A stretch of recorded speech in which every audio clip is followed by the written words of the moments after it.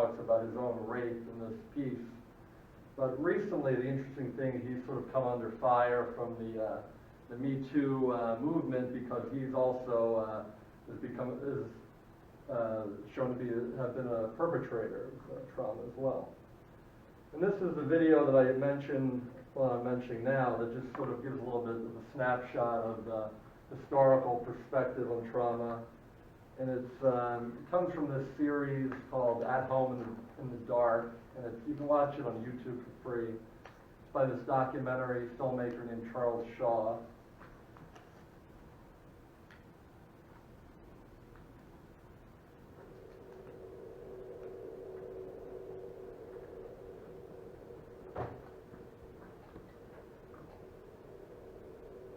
Four times over the past century, a particular form of psychological trauma has surfaced into public consciousness. Each time, the investigation of that trauma coincided with a political movement. The first was hysteria, the archetypal disorder of women, which just so happened to emerge at the same time women were demanding the vote. The second was shell shock, or combat neurosis. The arc of its study begins in World War I and ends with the Vietnam War. It was the reaction to a strong peace movement and growing awareness of social and family dysfunction caused by war trauma. The third major trauma to come into full public awareness was sexual and domestic violence, which emerged as a result of the feminist and gay rights movements. It is a test of who we are as a people. The church will be teaching that all sexual activity is sinful until the end of time. That won't change. This phase did the most to normalize trauma in the minds of the public. It made the resultant emotional disorders acceptable topics of discussion. The newest phase of major trauma is actually a complex and interconnected web related to severe weather and climate change, global war. So I'm just going to stop right there, and that was more talking about the bigger picture with more of the climate change and whatnot. But just to give a simplistic definition, overview of trauma, that it originally comes from the Greek word that means wound. And the second one, I think this is very important, that it's not necessarily the event itself, it's a person's interpretation of the event. And this is something I remember Dr. Hibble, when I were speaking, really, I think, emphasized that, and this is one of the things that they talk about in the literature, that all these events are potentially traumatic events. And for the most part, it's sort of widely accepted that things like sexual abuse, child abuse in our culture are traumatizing, but everybody reacts to it differently depending on their support system and their own individual makeup. And then the third one comes from Peter Levine, who's a trauma specialist, psychologist, and it really emphasizes that often that trauma leaves a lasting impression in the nervous system long after the event happened.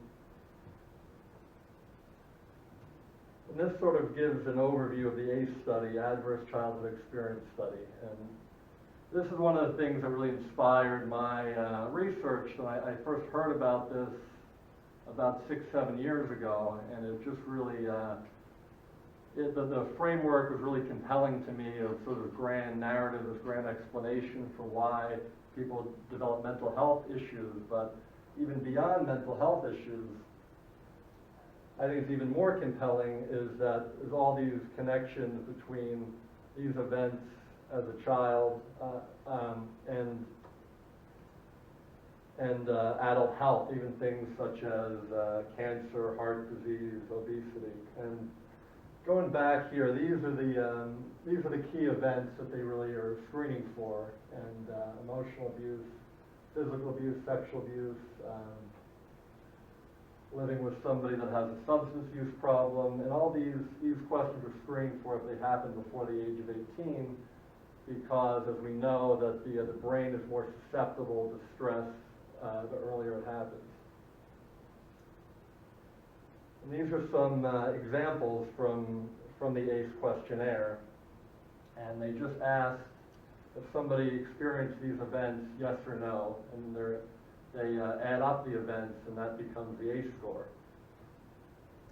One of the key things that I've come to realize that it's very unlikely that somebody just has one of these events, that it's often, it can be understood in this idea of poly-victimization, that there are multiple adverse experiences. And from a systems perspective, it really represents that there's a breakdown in the family system. Generally, even if one of these is happening, that's why it's rarely one event. And there are many different effects that have been shown from this type of adversity, but one of the key ones I really highlighted is this increased threat detection and response. And the way they conceptualize this from this researcher named Martin Teicher is that when lifespan was shorter, these responses in the more than hunter-gatherer stage were more appropriate, but if you're living in a safe world, these responses may not be so helpful. And one of the big findings recently is this idea of that traumatic effects can be transmitted across generations, and this was shown through doing analyzing second and third generation Holocaust survivors, and they showed changes in their cortisol, and this was done by this psychologist named Rachel Yehuda. And what she showed, which I think is interesting, is that the biomarker for PTSD is actually not high cortisol, but low cortisol. But however, it still remains in the range of normal, so it doesn't reach the threshold which would be considered like an endocrine disorder, and that's, to me, evidence why a lot of these changes are adaptive in context dependent rather than diseases. One of the central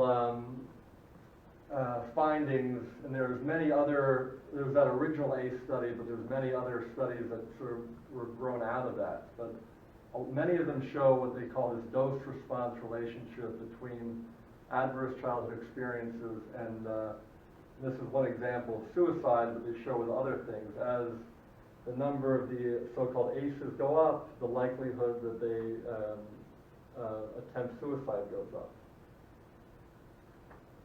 And I share these images just to try to situate this issue of trauma in a local context, but these events have gone beyond the local because they've gotten such national attention. And the first one is Nakia Vivant, and she was in the foster care system in Miami, and she ended up taking her own life and videotaped it on Facebook Live. But I don't know specifically how many of these adversities she has, but I would guess that she has at least more than 4 to maybe beyond 6.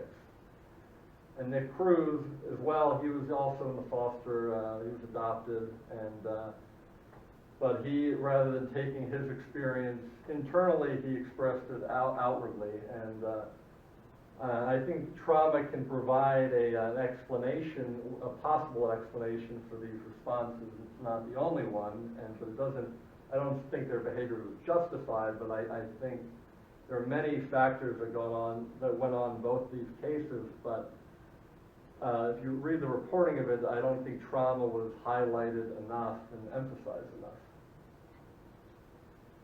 So like many other narratives, you have a dominant narrative, and then you have sort of a counter narrative. And one of the counter narratives to trauma is resilience. And from a systems perspective, I would say that resilience represents a first order change, that the system or person is stretched, but then they sort of go back to their original state before the stressor or trauma occurred.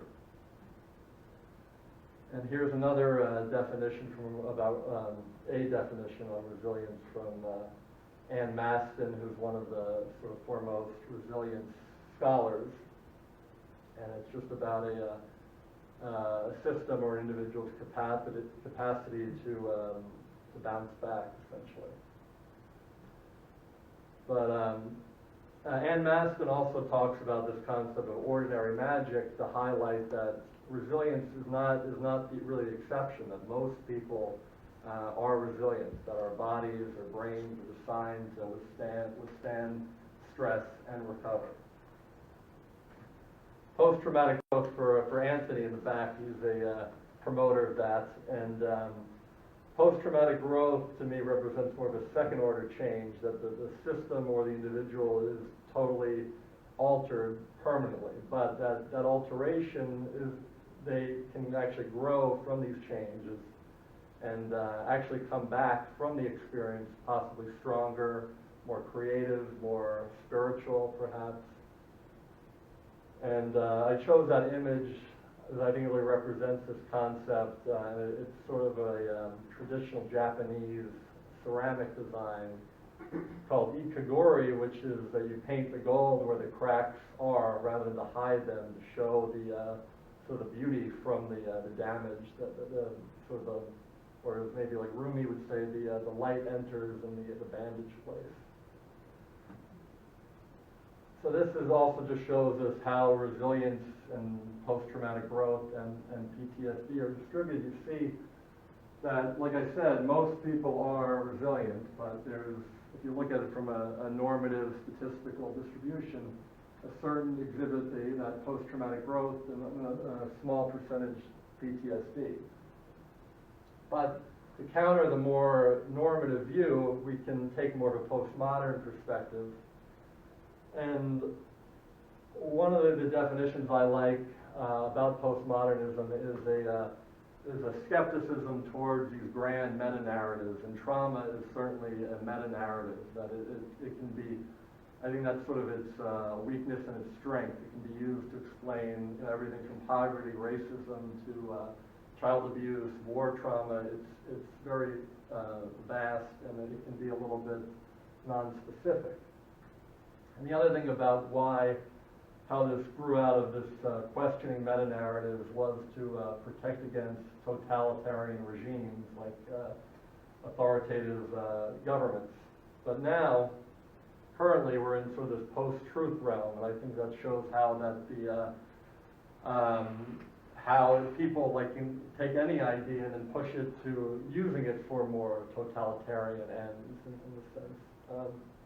But I sort of like this third perspective is more of one, oh, I forgot to show that. Here, the third one, that flexibility, that have be a little bit more hedging in our theories and our assumptions about human behavior, because there's so many factors going on. It's hard to just say everything's about trauma.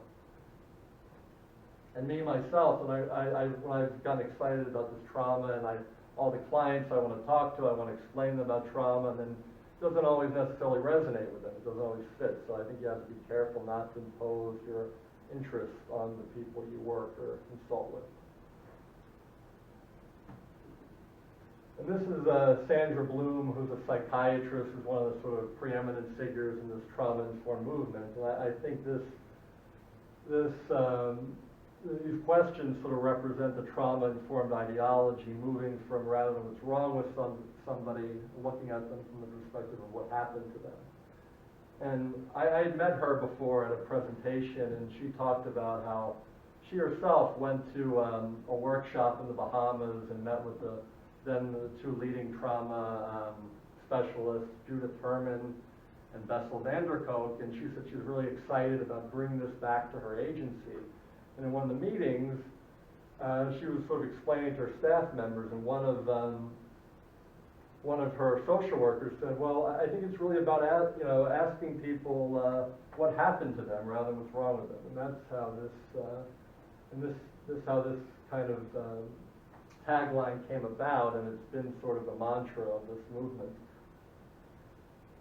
But going back from that to that postmodern kind of perspective, that just because somebody's had adversity, there's no cause and effect linear relationship to how they are as adults. And I like this graphic that healing is not linear, just to create an image of that.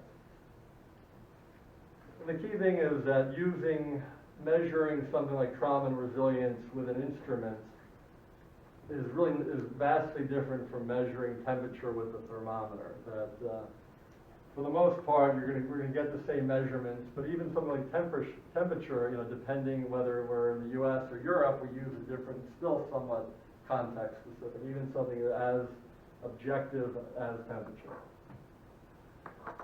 So I decided to use narrative therapy because, well, first of all, I'm in a family therapy program here, and of all the family therapies, I thought that narrative really offers a unique perspective on trauma, and it's influenced by this postmodern theory.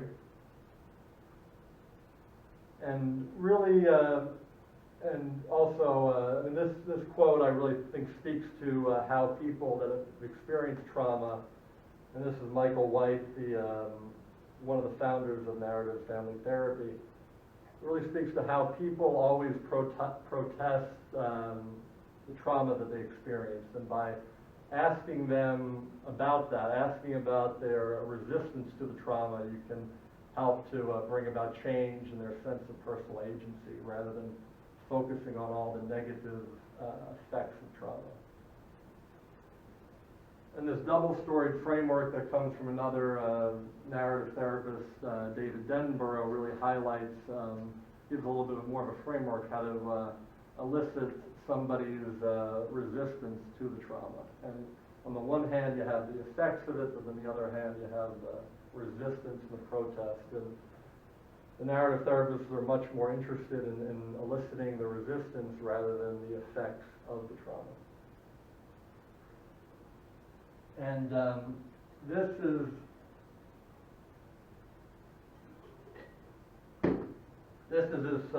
social networking site called the ACEs Connection, which is essentially like a Facebook for people that are interested in healing trauma, raising awareness of it, and building resilience. And you can see there's a little picture of me up here.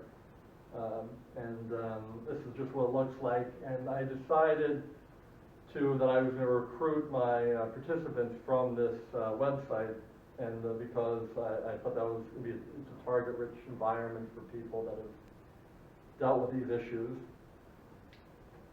And my inclusion criteria was very broad. That it was just that they had to at least be 18 and younger than 65, because below 18 they would be considered a special vulnerable population, and also above 65.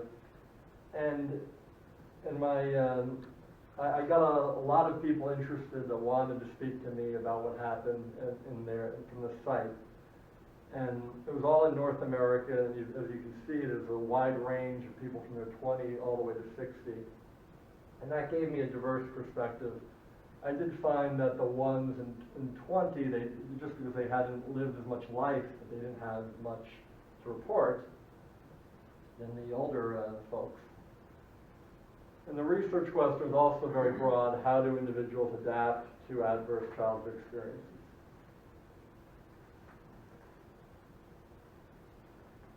And just to also add that I conducted the interviews on a secure telephone service to protect their confidentiality, and then I transcribed the interviews, and then I did a grounded theory analysis using this online program called Deduce, which is a web-based qualitative software.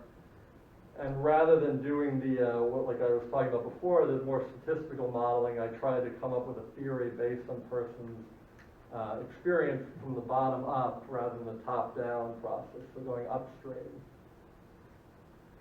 And these are some of my interview questions that are influenced by that double-storied perspective. And like the first one, is there someone or something that sustained you through these challenging times? If so, can you tell me about this? So that it leaves a little bit of room for the trauma, but it tries to emphasize more the resilience factors. I organized my themes that were generated from the analysis as in two broader categories of trauma and resilience. And the first one, major one, I called survival responses, are sort of like classical things you see a lot about in the trauma literature, and it's been talked about characterizing them as mammalian responses. You can see animals exhibit some of these responses.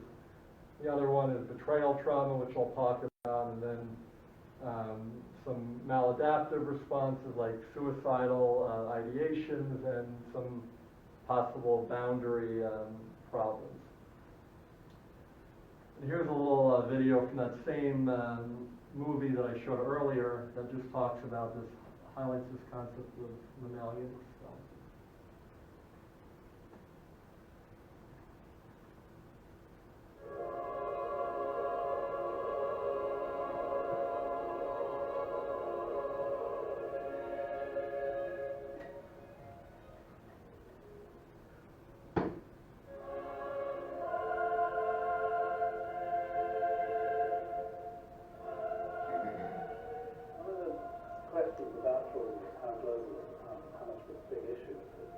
And I think that in order to really address that question, we have to look at really evolution and the history of the planet, history of mammals, history of mankind. For about 100 million years, mammals have been responding to stress and threat in the same way. And only in about the last 3, 4, 5,000 years has there been a species on the planet which has begun to malfunction in relation to stress and threat. And this is the human being. And the more advanced our societies become, the more advanced and complex the human beings become, the worse we get. So what's happening is that where a polar bear will go into a state of trauma because of an overwhelming threat and recover very quickly from that trauma to survive the threat, human beings don't. Human beings go into trauma and then they don't recover. The nervous system doesn't reset. So as a result, they end up behaving very differently. So I'll just give you a little bit of perspective to highlight that, what I call the mammalian response and the connection to animals. One of these responses, which I'm sure many of you have heard of, is dissociation. And I think one of the things I like to highlight is that rather than just seeing these as symptoms of a disease, you can see that they're adaptations and they serve a purpose depending on the context. They only become problematic when it doesn't match the context. Another one is the freeze response, and that is very strongly connected with sexual abuse, and I found that that seemed to line up in my research here.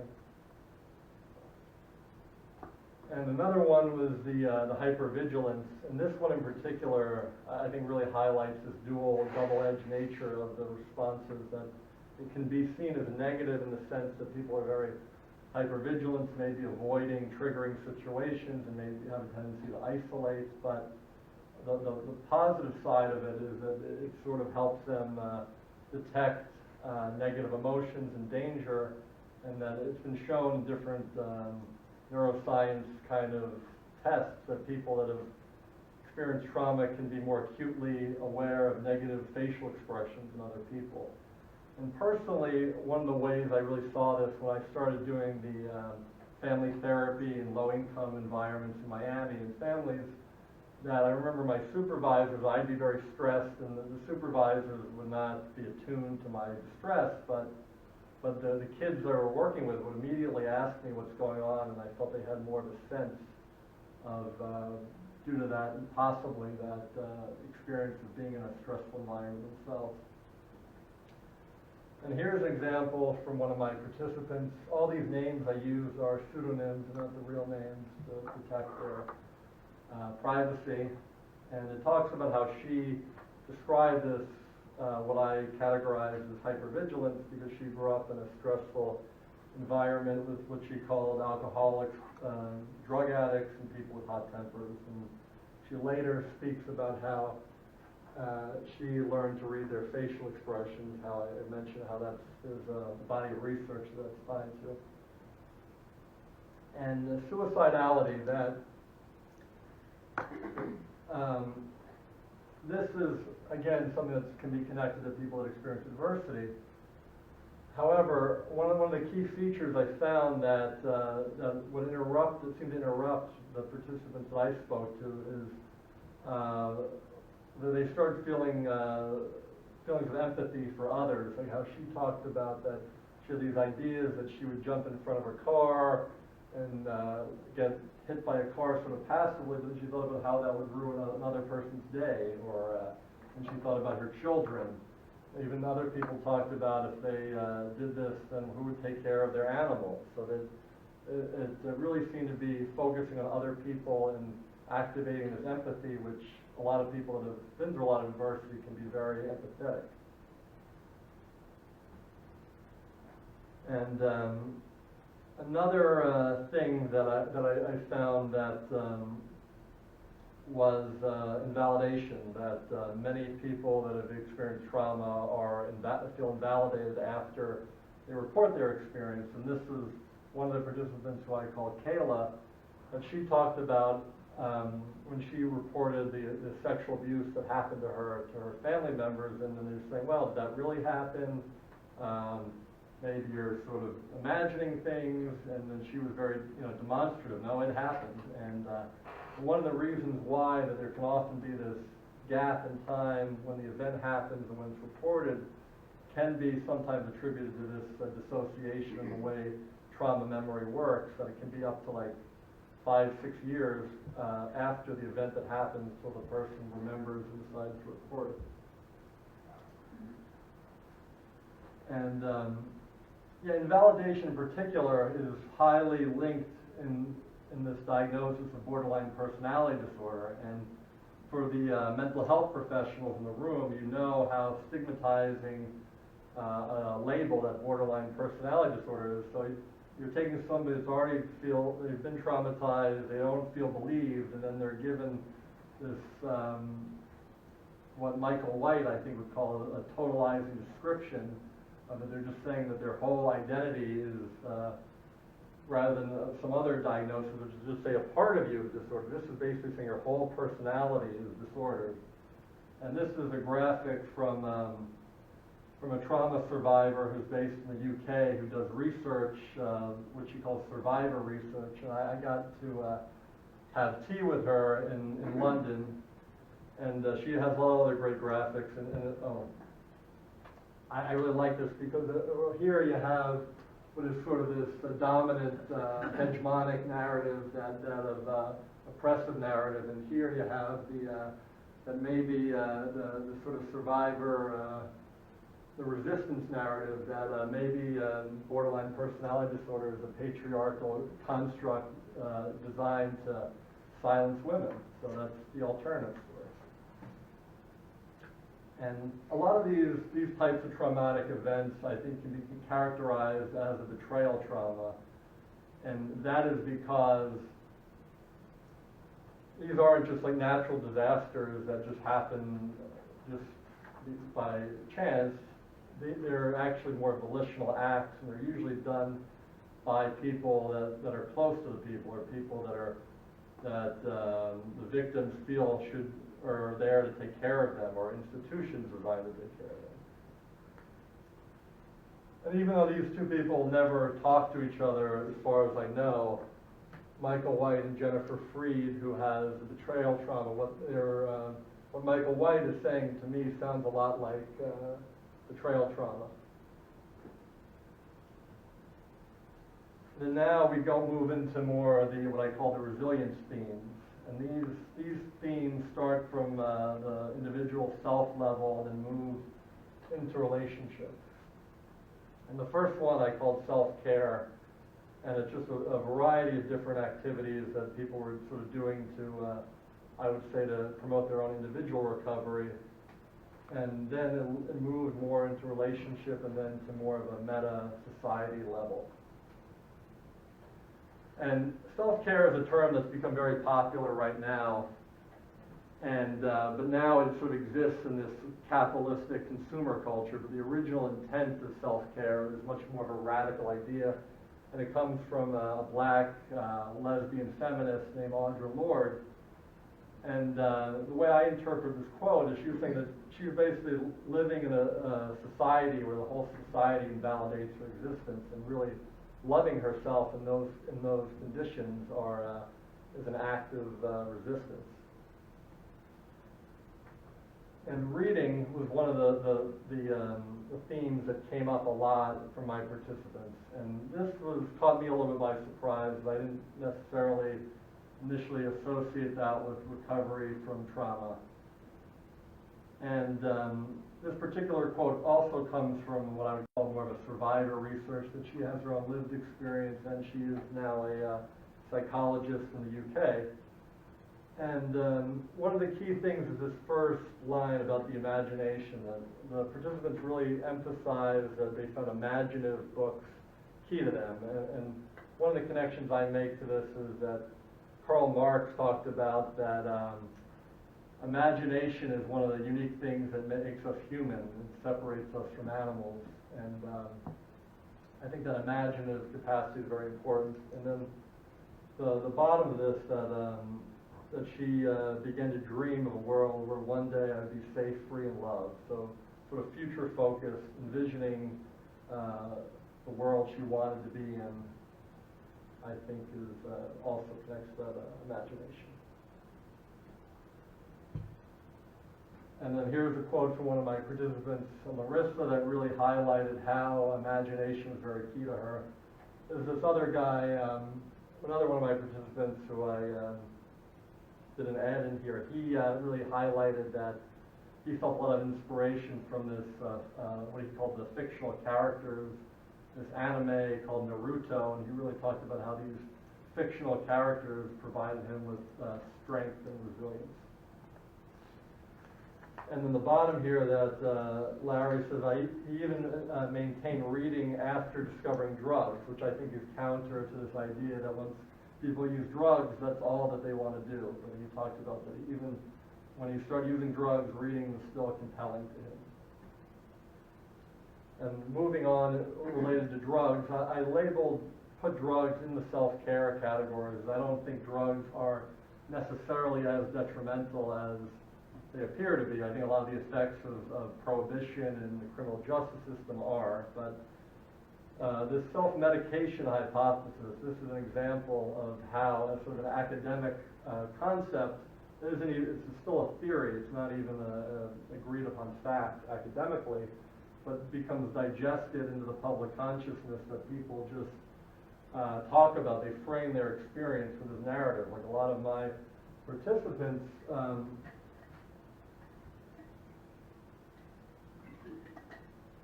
describe their drug use as self-medication. That wasn't really their own idea.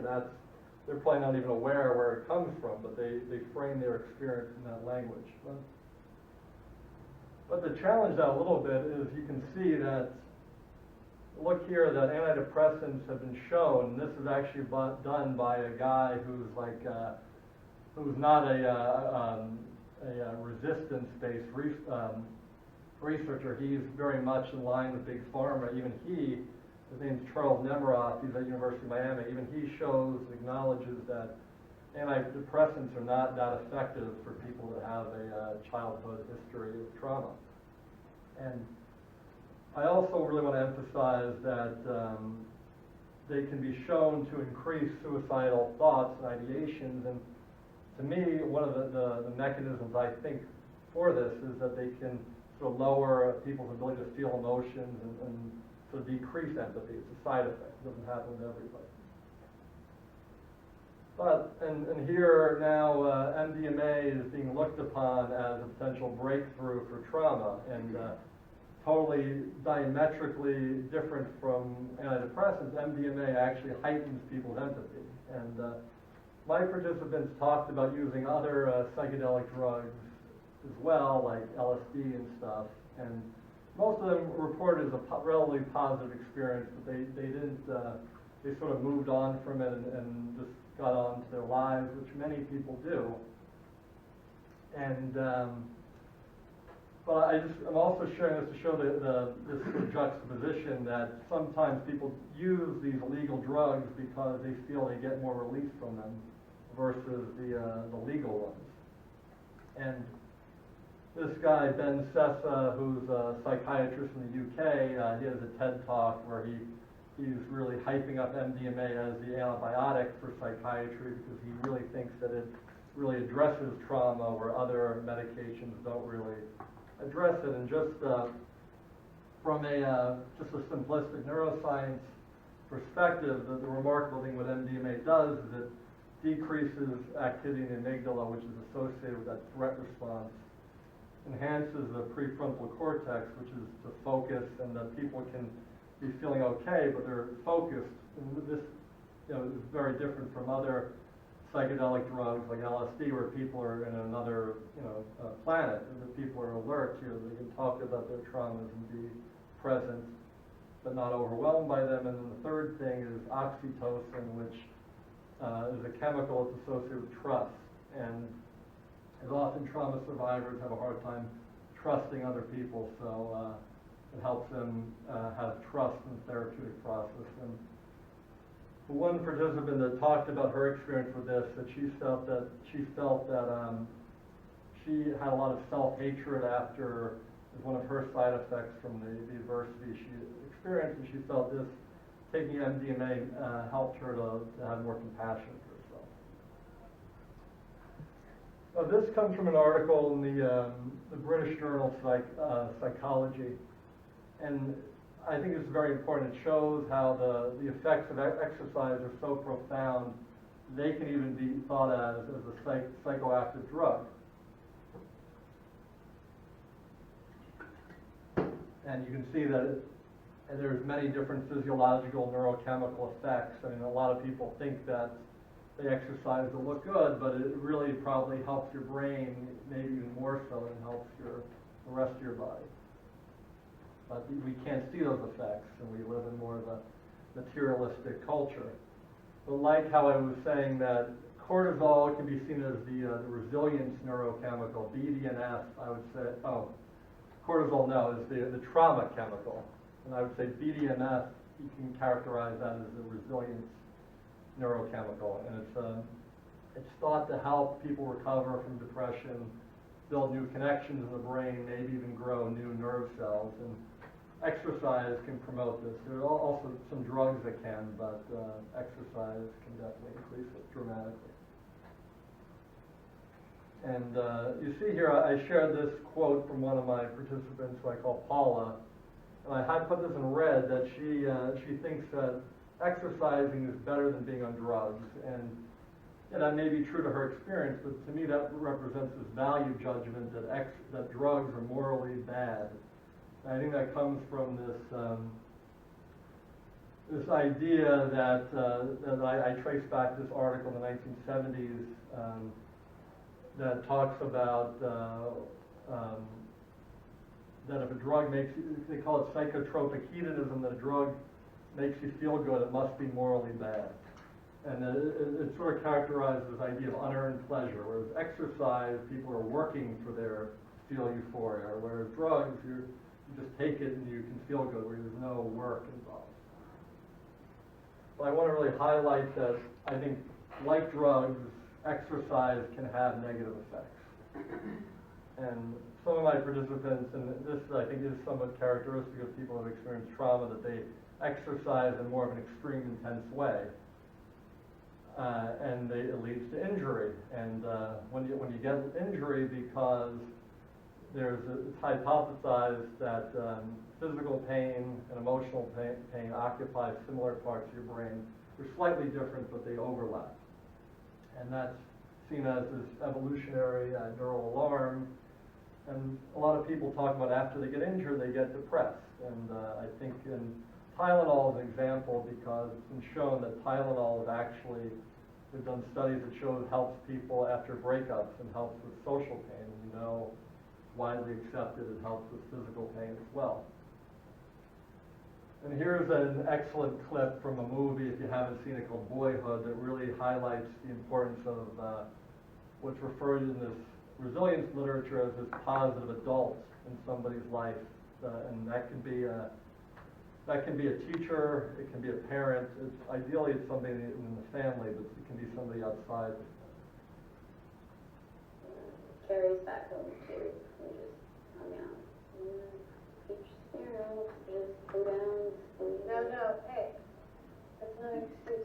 You can still pack boxes. These people want to move in as soon as possible. I guess I'm Ernest Hardy. You probably don't remember me, but I worked on your septic line years ago. Yeah. Believe it or not, you changed my life. And you told me that day that I was smart and that I should go to school. I took your advice. I signed up for English classes, and then a year later I went to community college, and I got my associate's degree, and I'm working on my bachelor's now at Texas State, and also one of the managers here. That's great. It's good to see you. So I really wanted a chance to thank you for that. Gracias. It really meant a lot to me. Don't worry about lunch. It's on me. The least I can do. You guys should listen to her. She's a smart lady. And here's an example from one of my participants that I really think highlights this, that this person, who I call Jerry, she talked about one of her teachers named Mr. Williams, and he said that she was half-stepping, which she meant to be that she wasn't really trying that hard. And then after he sort of pulled her aside and believed in her, she saw that her different trajectory in her life, that her grades really improved. And that has been talked about as this sort of one caring adult. It's a big resilience factor. And psychotherapy is also something a lot of the participants talked about. And I think one of the key things that I put on this slide about it is that psychotherapy can be sort of private truth-telling. That especially that if somebody's had trauma happen to them, that when they talk to a therapist, that may be the first time in their life that they feel safe and are believed that what they happened to them was real and it wasn't right. And that really can reduce a lot of the shame that they may carry. And also, like I said earlier, the traumatic memories can be fragmented and scattered, and the psychotherapy can help to create this more cohesive narrative. They can provide people with, help them develop sort of coping skills to regulate their mood a little bit better, and it provides a context to what happened often. And this guy Larry just emphasizes he felt very compelled, Larry over here, he felt very compelled by this trauma narrative and understanding of what happened to him based on this trauma framework, and he was initially disappointed that none of his therapists mentioned trauma or PTSD. And Irene talks about how the therapy helped to contextualize what happened to her. And Kylie just sort of talks about how it was sort of a cathartic experience that she could just let everything out in therapy. And I show this help button because this represents a study that was done, and they have two different groups, a psychological study where they create some distressing artificial scenario, and they give one group a button, and one, like if they get too uncomfortable, they have a button to press, and the other group doesn't have a button. And one of my participants really talked about how she said she always knew she could go to her therapist if she was totally overwhelmed. And so I characterize that as like her button. She said she never used this service, but she knew she could go there if she needed it. And this comes from this researcher named Michael Unger, who has a resilience center in Nova Scotia, in Halifax, Nova Scotia, and he really has this ecological model of resilience that shows that people's resilience is very dependent on the availability of resources in their environment. And I wanted to get another more current reference for this, but there was a guy in the 70s, James Gabarino, that he shows that even the resources in the environment were even more predictive of resilience than socioeconomic status, which I think is very compelling. And this is one of my participants, Paula, who she was from the Bay, Northern California. I know that area particularly has more funding for social services than some other parts of the country, and she emphasized the WIC program, which they have everywhere, but she said that it was very profound. It really helped her tremendously. And she says, at the end, she says she doesn't know individually what makes a difference, but this sort of social support, social resources, social services was very important for her.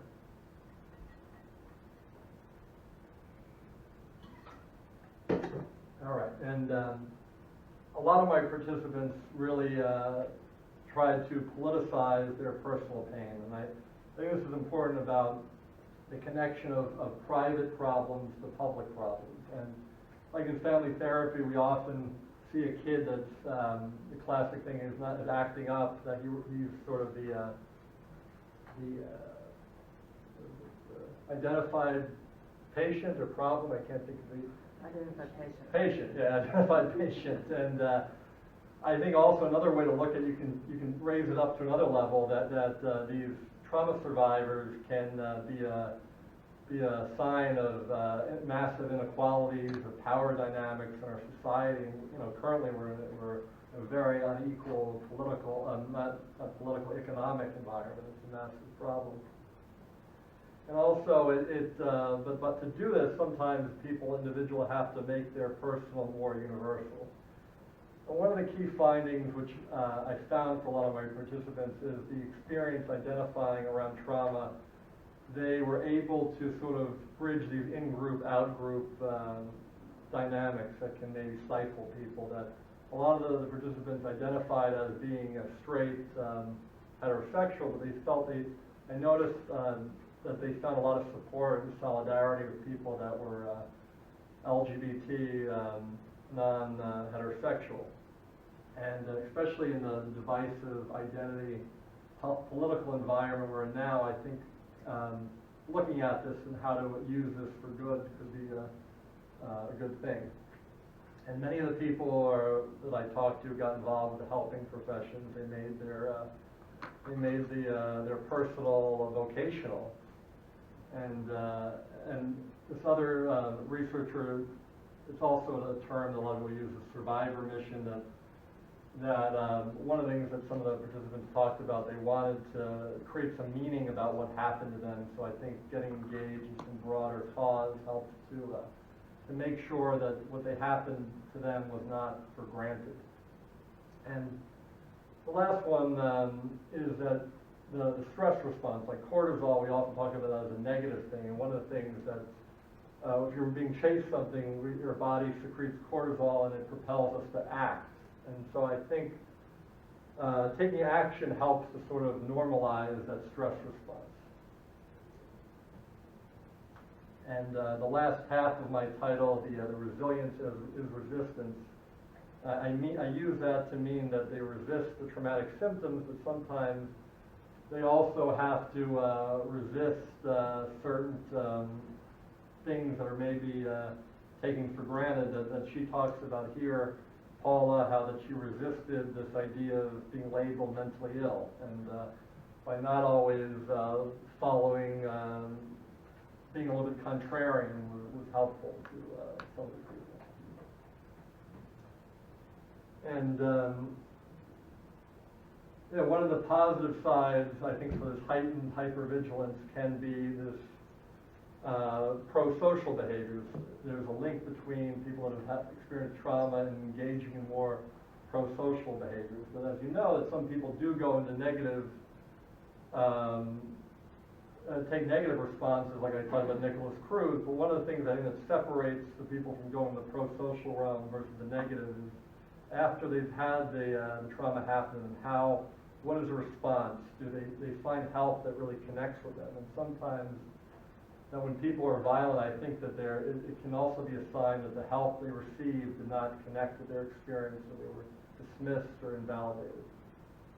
And helping helps the helper. This concept really grew out of studying 12-step groups, and one of the things 12-step groups is they encourage the people to then do service and help other people that are struggling with addiction or other problems. And this service, I think, can be very helpful in people's trauma recovery. And one of the things is that I think it creates an identity shift from becoming a victim to a survivor to even more of an advocate or activist. And by taking the action, changes the identity. And it also can, from a neuroscience perspective, it can make people feel good, and it releases dopamine, and that also can help propel people to take directed action. And I show the abs here, not about working out, but that's actually an acronym for this theory called altruism born out of suffering, which sort of conceptualizes how people that have experienced trauma can be more altruistic and more pro-social than the normal person. And one example of this, how like trauma can be intergenerationally transmitted, so can resilience. And on the left, you have Dr. Bronner's soaps, and Dr. Bronner is actually not a real doctor, but he grew up from a family of soap makers in Germany, and he left the Nazis, and he told his parents that if you don't leave, you're not going to make it. And then the parents, his last message from his parents, they said that you were right, and that he sort of went a little bit mad and was committed to a mental hospital, but he ended up getting out of the mental hospital and went on to sell his soaps in America. And he would give these lectures of his philosophy as a sort of mystical, uniting philosophy, all one or all none. And he would give lectures and hand out his soaps, and he'd find that nobody would really, they just wanted the soaps, they didn't really want to hear his lectures. And then he decided to write it on the bottle, so they would be forced to hear his message. And but going back to how this shows intergenerational resilience, now it's a very successful company. I mean, you can even find the soap in Walgreens. And over here you have MDMA pills, but those are more the ecstasy kind of legal version. But now his company has donated $5 million to do research treating PTSD with MDMA. So I think that is an example of how resilience and altruism can be transmitted across the generations. And Maya Angelou, I'm sure many of you know, I don't know if you know that she was also a trauma survivor, was raped as a child, and was initially one of the effects that she was mute for a while, and then she talks about how she just read an enormous amount of books and made sure that when she spoke that she really had something to say, and she definitely did. And I think that this, like I said, psychotherapy is private truth-telling. This type of truth-telling is public truth-telling, sharing your story in a public forum, and that can help to restore a sense of justice that a lot of victims of trauma want to feel. And this is an example of one of my participants who talked about how she had her own personal breakthrough, how she did some sort of self-disclosure when she was working in a social service agency, and that helped have a breakthrough in her recovery process. And the solution. This first line from David Denborough, that the person is not the problem is the problem. Many of you may know that, but he added the second part of it, that the solution is not always personal. And I think that's very important, especially in this today's climate which we're going in with a lot of social justice issues, a lot of social unrest. And this Radical Therapist book came out of the 1970s, and that really grew up in the context of the anti-war movement and civil rights and the feminist movement. And the key thing is that too often, I think, as therapists, we try to help people adjust to unjust political, social environments. So therapy should be about creating personal and more social change rather than just adjustment. And Martin Luther King also had a great speech about this, where he created this term that creative maladjustment, that people, you can understand people's symptoms as reacting to unjust environments rather than having a disorder. And just one little final ending. I think this really encapsulates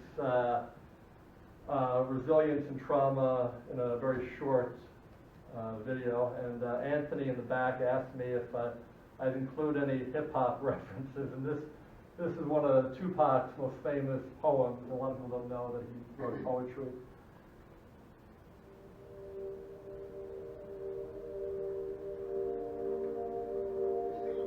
Why the roads that grew from the concrete had damaged petals. On the contrary, we would all celebrate its tenacity. with all love its will to reach the sun. Well, we are the roses. This is the concrete. These are my damaged petals. Don't ask me why. Ask me how.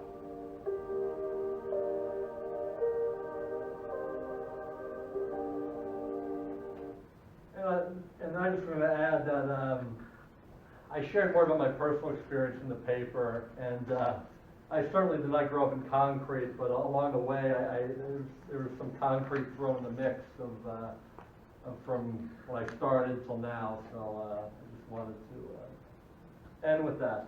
Thank you for everybody for coming and being here.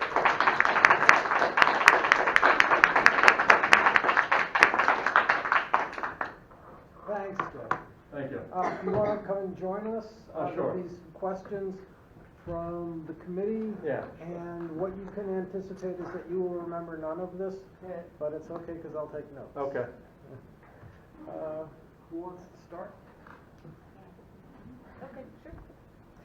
First, let me say it was a very interesting presentation. Thank you. Clearly know a great deal about this topic, which is always wonderful when you see someone do their final defense and they really have become immersed in the Right. topic and become an expert in the field.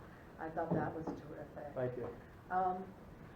I have one request for change. Yeah, sure. And one just sort of interesting idea to throw out. Okay. The request for change I have is, I think when you present this again, which I certainly hope you will, and then also in your document, I think you want to highlight your subjects a little bit more. Yeah. I know you didn't intend it that way.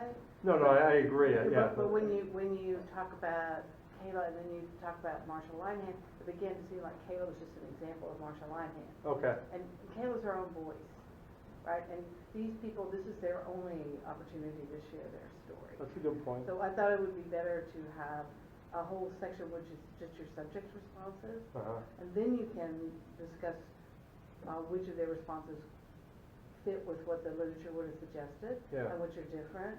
But I felt like they needed their own space. Yeah, no, I think that's a good point. I would also suggest a table where you could say which of the things you found were universal, which of them were partially shared, and which of them were unique, and that would help us see at a glance, right? Like what were the universal findings, if any, and then we could talk about the reasons for some of the differences. That would also help you say then, instead of saying a lot of my subjects or some of my subjects, you could say 7 out of 9. Yeah, no, that's, Say 3 but out of I guess I 5. was a little bit hesitant to do that because of emphasizing more of I remember Jim brought up about trying to not emphasize these numerical kind of ordering, But I don't think you want to go with a lot or some, Okay. because that just sounds like you're not clear. Okay, You know, yeah. and I understand that we can't generalize from this, these are these people's individual experiences, but that would still be a way to highlight them if we want to use their names. Yeah. I would also be sensitive to that with the quotes. You quoted some of your participants frequently, Right. and others not at all. And I think in a presentation, it would be better to make sure you quote each of the participants once. Okay. Spread it around a little bit more. All right. So that we hear everybody's voice. Right, okay. We heard a lot about Dr. Bronner's story, and it was very interesting, and I was fascinated to hear that. But I wanted to hear more about Kayla's story. Right. And Jerry's story, and all those other people's stories, because they don't have a soap that they can put the story on. Right. You're their only chance to share that story. Yeah, I'd like to hear we're from- just trying to make something universal, and I thought that connected with that. But yeah, I think that's I would just valid. like to hear a little bit Yeah, more no, I about think their that's- story and how their experience comes out of that. So that's my request for change. This second question is just something to think about and maybe elaborate on in chapter 5. I see a lot in the field, a lot of emphasis on trauma certification. Right. And so it's a little frustrating to me because I agree with you that somebody who's really steeped in narrative therapy or social focus therapy, that both of those models have talked a lot about post-traumatic success and about ways to deal with stress. Right. But I find, say, when the master's graduates go out in the field, the fact that that this student might be a really excellent narrative therapist doesn't count for anything. when it comes to being hired for a trauma-related position. But if they go online and take a 1-hour quiz and get a certificate in trauma, then all of a sudden that's